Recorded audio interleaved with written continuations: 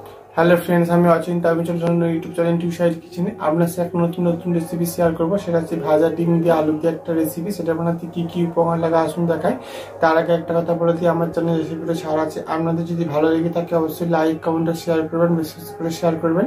যদি আমার চ্যানেলে আমি নতুন হয়ে থাকেন তাহলে প্লিজ সাবস্ক্রাইব করে দেবেন, নিচে বেল নোটিফিকেশনটা অল করে দেবেন যাতে আমার ভিডিও আপনার কাছে আগে পৌঁছায়। তাহলে চলুন ভাজা ডিম দিয়ে আলু দিয়ে রেসিপিটা কি কি বানাতে উপকরণ লাগে আসুন দেখায়।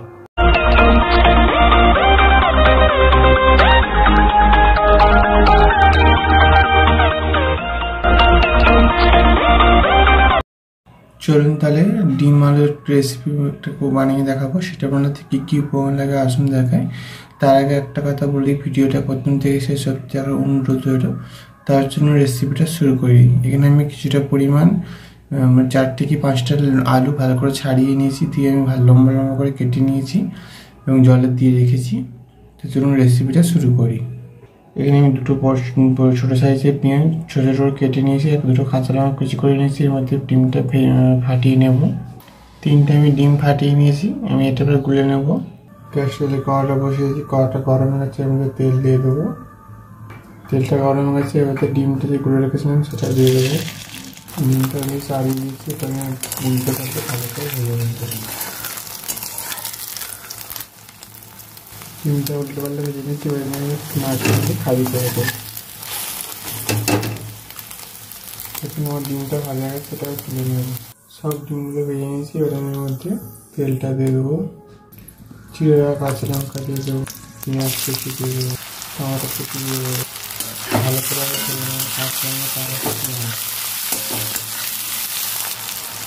কেটে রাখা আলুগুলো দিয়ে দেবো, লবণ দিয়ে দেবো, তারপর ভালো করে ভেজে নেবো।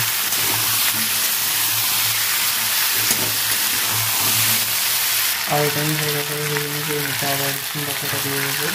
আলুর সাথে একসাথে ভালো করে ভেজে নেবো।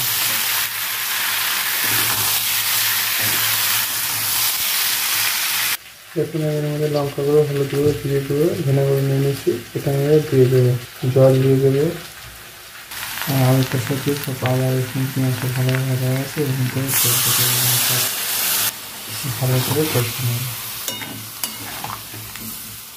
ভালো করে কষে নিয়েছি, এবার জল দিয়ে দেবো। জল দিয়ে দিচ্ছি, এবার আমি ডিমগুলো যে ভেজে রেখেছিলাম সেগুলো দিয়ে দেবো। এবার আমি চাপা দিয়ে ভালো করে আলুটা সেদ্ধ করে নেবো এবং জলটা শূন্য করে নেবো। দেখুন আমার আলুটা ভালো করে সেদ্ধ করে নিয়েছি, জলটা শূন্য করে নিয়েছি। আমার ডিম আলুর রেসিপিটা হয়ে গেছে, এটা আমি নামিয়ে নেবো।